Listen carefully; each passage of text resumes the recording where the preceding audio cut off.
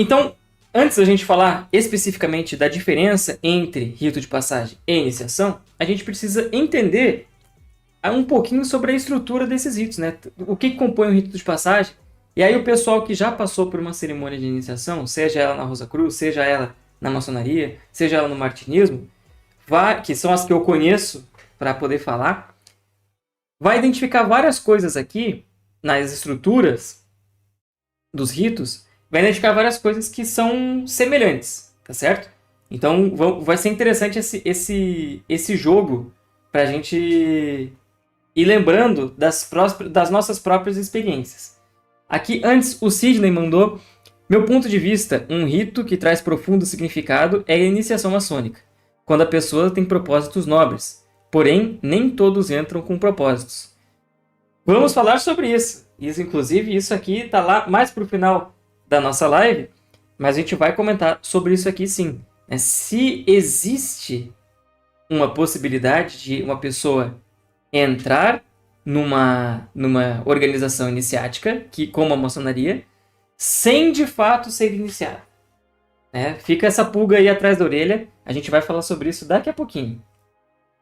Flávio Highlander mandou aqui: eu acho que quando o homem passa a assumir um cargo político ou um cargo público, ele tem que ser melhor, pois está liderando a sociedade e isso, nos dias de hoje, está totalmente perdido em nosso país.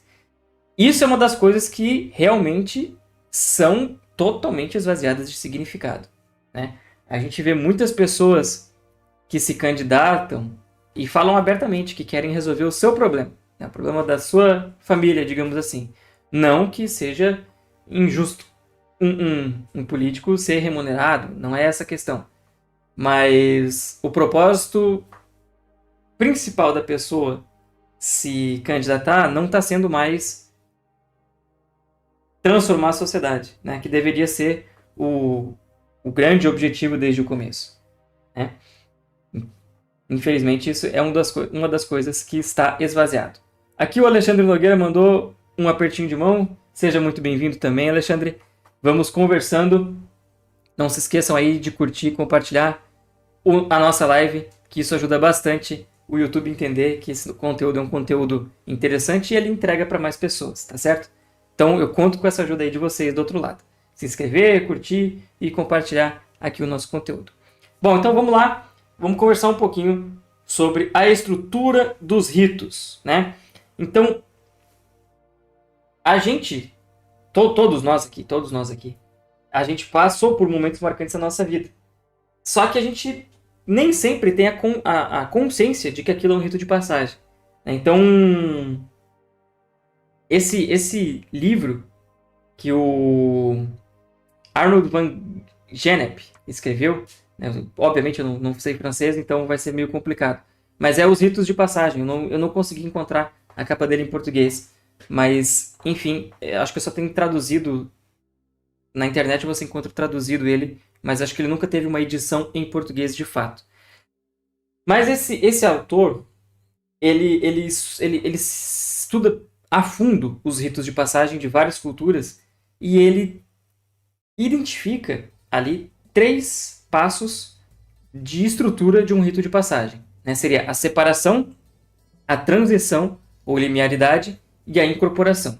Nós vamos ver aí o que cada um desses passos aí tratam, Mas é interessante a gente já ver desde o começo, é que em toda a história da humanidade, esses ritos de passagem, sejam eles religiosos, sociais, enfim, todos eles seguem um padrão.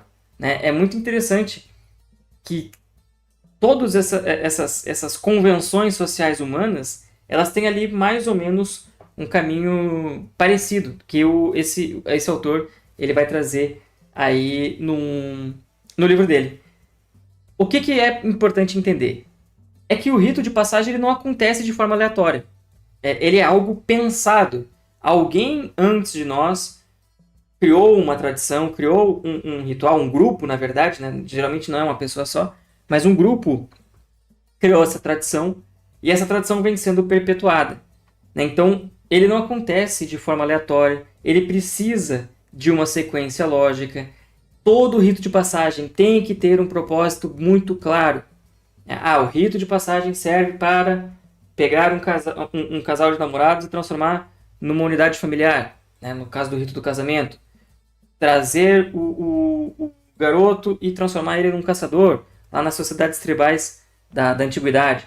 Então, e a gente vai, se a gente colocar, e aqui principalmente o que eu quero colocar para os meus irmãos de maçonaria, meus fratres e sorores de Rosa Cruz, meus irmãos lá da Martinista, que independentemente da cultura que a gente vai procurar essa estrutura, a gente vê que essas 3 fases elas vão aparecer de formas diferentes, é claro, mas elas sempre vão aparecer com a mesma essência, né? Então, lá na separação, o que a gente tem? A gente tem a separação do indivíduo do seu estado anterior. Então, o menino não é mais menino. O noivo não é mais sozinho, não é mais o noivo. Né? Ele está num momento diferente. O pessoal aí de sociedade iniciática já vai começar a lembrar aí das suas iniciações também. Então, a gente tem, nesse primeiro momento, a separação. Na transição, é aqui onde vai acontecer uma provação, um aprendizado, algo que vai, enfim, dar significado àquele momento.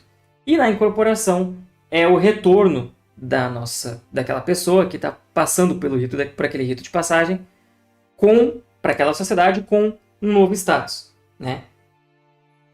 Tirando maçonaria, tirando Rosa Cruz, tirando martinismo, o que vocês conseguem pensar da própria vida de vocês que seguiu mais ou menos essas 3 fases?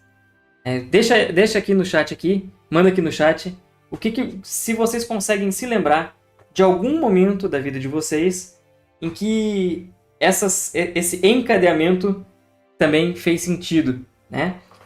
Coloquem aí no chat enquanto eu vou tomar um golinho d'água. Eu vou esperar um pouquinho aqui e ver se alguém responde.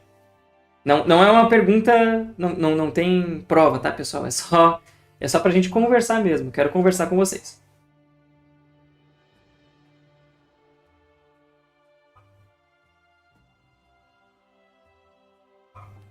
Vamos lá, pessoal. A gente tem que ter interação no chat aqui.